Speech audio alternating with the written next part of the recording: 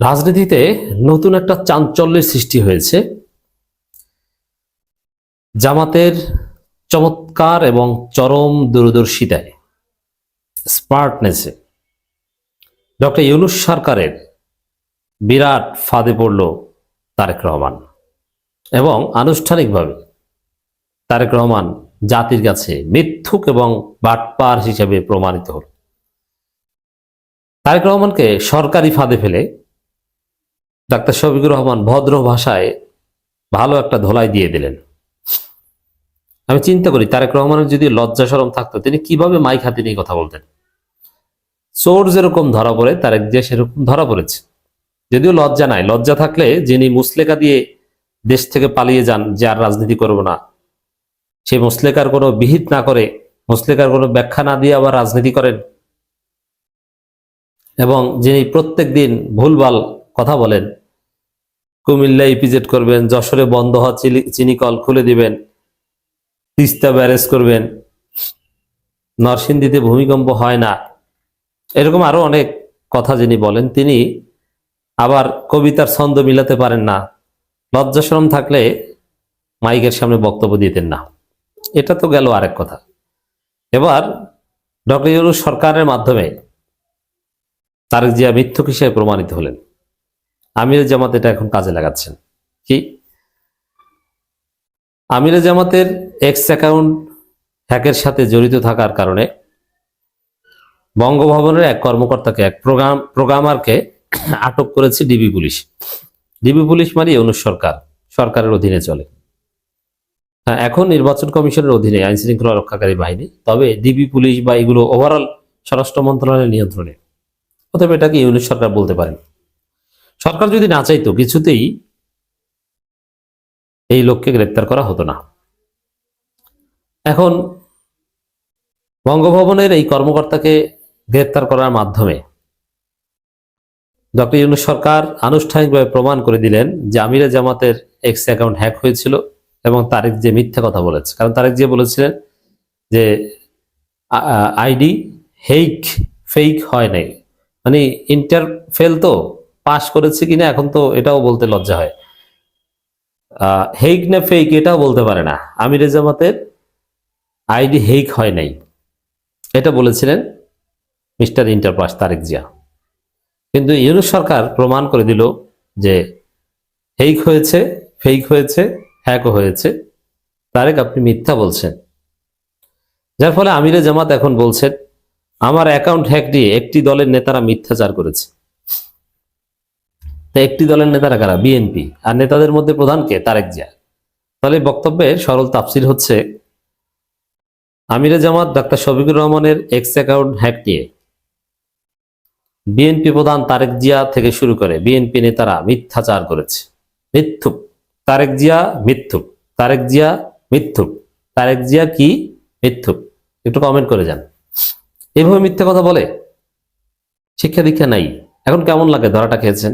এখন আমিরে জামাতও বলছে যে আপনারা মিথ্যুক। তা আমিরে জামাত ঘোষণা দিয়ে জানিয়ে দিয়েছেন জাতির উদ্দেশ্যে তারেক একজন মিথ্যুক, কারণ তিনি মিথ্যা কথা বলেছিলেন যে আমিরে জামাতের এক্স অ্যাকাউন্ট হ্যাক হয় নাই। এই মিথ্যা কথা বলায় এখন তিনি নাকানি চুপানি খাচ্ছেন। তবে এটা মানে আমি ক্রেডিট দেব ইউনূস সরকারকে, সরকারিভাবে ধরা খেলেন। এক্স অ্যাকাউন্ট হ্যাকের ঘটনা নিয়ে একটি দলের নেতারা মিথ্যাচার করছে, কুড়িগ্রামে এই কথা বলছেন ডাক্তার শফিকুর রহমান। ছোট বড় সব পর্যায়ের নেতারাই মিথ্যাচার করছে।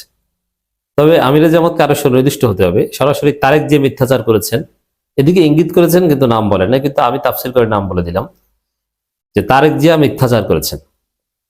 মূল অভিযুক্ত গ্রেপ্তার করার মাধ্যমে প্রমাণিত হয়েছে সত্য কখনো চাপা থাকে না। কুড়িগ্রাম নির্বাচনী জনসভায় মন্তব্য করেন তারেক জিয়ার সমস্ত মিথ্যাচার, খামবাচুরির ইতিহাস সব জাতির সামনে উদ্ঘাটিত হবে। এমনকি বিএনপির কারা কারা চাঁদাবাজি করেছে সব ডকুমেন্ট আছে। এগুলো সব সময় অনুযায়ী সামনে আসবে। বাঁচার কোনো উপায় নেই এবং একদিন না একদিন তাদের জালে আটকা পড়তে হবে। জামাত আমির বলেন এই কুড়িগ্রামের 3টি নদী আছে, এই নদীগুলো শাসন করে তারা 54 বছর চুরি করে বিদেশে পাচার করেছে। আল্লাহ আমাদের সুযোগ দিলে এই টাকা আমরা আদায় করে ছাড়ব। দর্শক, এখানে কুড়িগ্রাম জামাতের অন্যতম ঘাঁটি। রংপুরের 90% আসনে জামাত জিতবে।